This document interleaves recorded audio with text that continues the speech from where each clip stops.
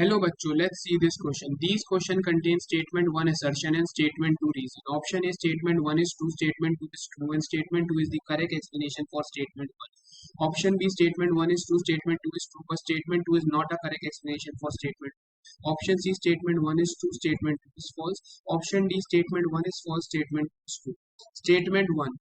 The percentage weight of a compound A in a solution is given by percentage of A equal to mass of A divided by total mass of solution in. Because statement 2, the mole fraction of a component A is given by mole fraction of A is number of moles of A divided by total number of moles of all the components. ठीक है जी। अब इस question को समझने के लिए हमें कुछ की कॉन्सेप्ट्स के ऊपर यहाँ पे ध्यान देना। तो परसेंटेज वेट हमारे पास कैसे निकाला जाता है? तो percentage weight of any component is given by mass of that component divided by the total mass of the solution into 100। ठीक है, तो परसेंटेज ऑफ वेट कैसे निकाला जाता है कि परसेंटेज वेट का मतलब ये होता है कि पूरे सॉल्यूशन के अंदर कंपोनेंट का कितना मास परसेंटेज हमारे पास प्रेजेंट है। 100% में से कितना एक पर्टिकुलर कंपोनेंट का मास परसेंटेज है, that is the percentage wait. It is given by this form. Second हम बात करते हैं नेक्स्ट चीज जिसके बारे में हमारे को यहाँ पे बात करनी है, that is the mole fraction. तो मोल फ्रैक्शन अगर हमें बात करनी है तो it is nothing but the fraction of moles.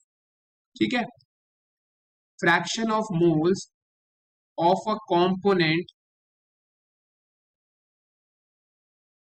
In a given solution. एक सॉल्यूशन के अंदर एक कंपोनेंट के मोल्स का क्या फ्रैक्शन है उसको हम मोल फ्रैक्शन बोलते हैं। सपोज कोई एक सॉल्यूशन हमारे पास है, वो दो कंपोनेंट से मिलके बना है ए प्लस बी। ठीक है, तो इसमें ए के कुछ मोल्स होंगे एन ए, बी के कुछ मोल्स होंगे एन बी। तो mole fraction of A will be equal to moles of A divided by the total moles of the solution, यानी ए के मोल्स प्लस बी के moles. Similarly mole fraction of B क्या हो जाएगा, ऊपर आएंगे moles of B divided by the total moles present in the solution. And हमारे जो X A plus X B होता है वो टोटल किसके इक्वल हो जाता है 1, यानी mole fraction of A plus mole fraction of B will be equal to 1। यानी हमारी जो स्टेटमेंट 1 है वो भी ट्रू है, स्टेटमेंट 2 भी ट्रू है, लेकिन दोनों एक दूसरे के करेक्ट एक्सप्लेनेशन नहीं है, दोनों अलग अलग कॉन्सेप्ट्स हैं। यानी हमारा करेक्ट आंसर क्या हो जाएगा, option B. I hope you understood it well. All the best, thank you.